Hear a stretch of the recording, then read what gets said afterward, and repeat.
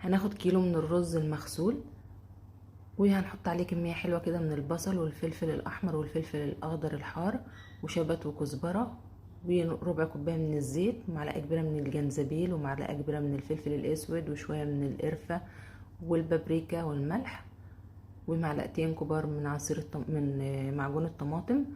وهناخد كمية حلوة كده من الطماطم المعصورة، واخدة غلوة واحدة. هحط كمون وكزبرة ناشفة. بقت الخلطة جاهزة عندي. هنا الممبار ده كيلو من الممبار، بس بعد ما تنضف، يعني هو اتوزن بعد ما تنضف. هبدأ هنا بالخيط كده اربط طرفه،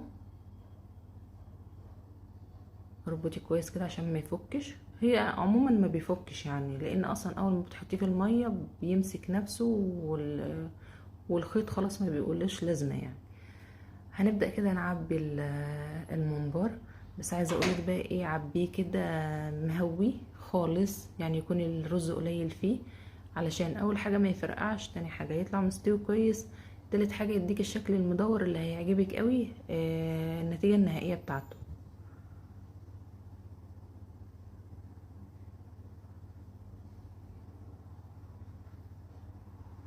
هنعبي كده ونوزع الرز جواه كويس بالتساوي. الخلطه دي ريحتها جباره، حلوه جدا. الطماطم مش متسبكه، الطماطم يعني واخده غلوتين بس.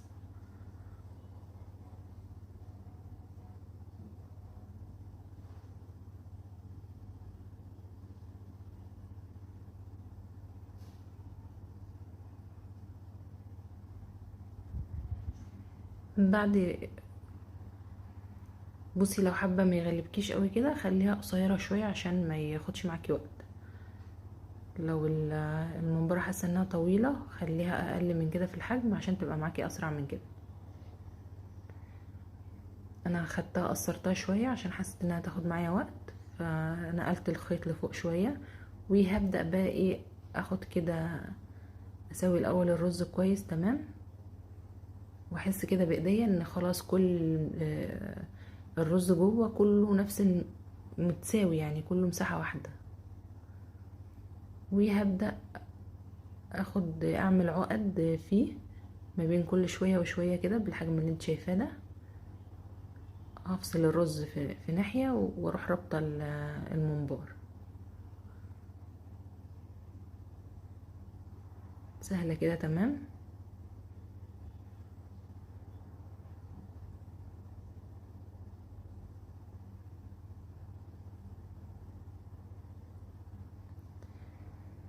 في الوقت ده انا معلقة على حلة فيها نصها مية علشان نسلق على طول الممبار فيها.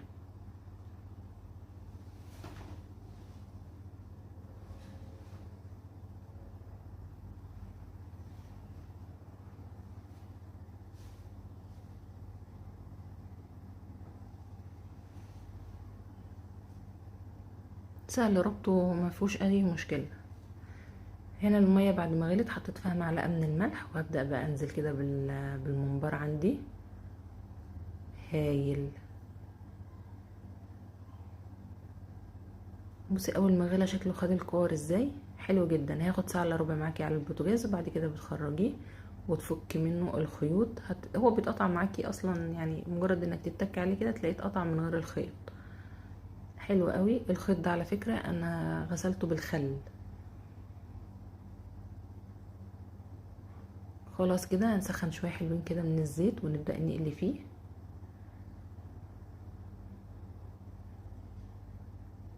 اول ما بياخد اللون الذهبي طلعيه، بطلعيه في مصفى عشان ميبقاش شارب زيت. وكمان انا كنت فرشاه ورق سندوتشات اللي هو بتاع عشان يشرب الزيت الزياده اللي فيه. مش قادره اوصفلك طعم حلو قد ايه، وشكله كمان شيك جدا. ممبار كده متدلع. قولولي بتشاهدوني من اي بلد؟ انا شايفه السؤال ده منتشر قوي، فانا حبيت اساله. لو وصلتوا معايا للجزء ده من الفيديو قولولي بتشاهدوني من اي بلد. اشوفكم في فيديوهات كتير جايه ان شاء الله.